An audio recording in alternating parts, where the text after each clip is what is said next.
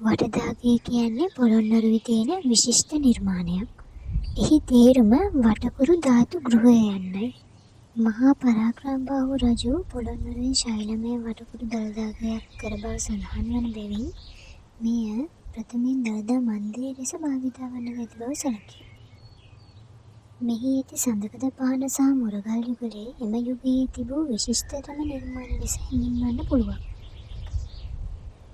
අනෙකුත් වටදාගෙවල් මෙන්ම මෙයද දිස්වන්නේ ස්තූපයක් වටා ඉදි වූ වටකුරු මන්දිරයක් ලෙසයි.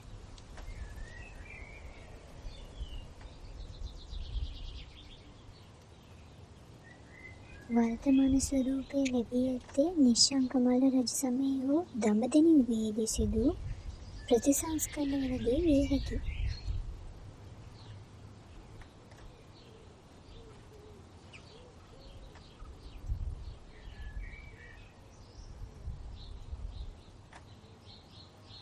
මෙහි පියස්ස ගල්තැමි මත දැව පරාල යොදා හුණු සෙවිලිලා තියෙන්නට ඇත.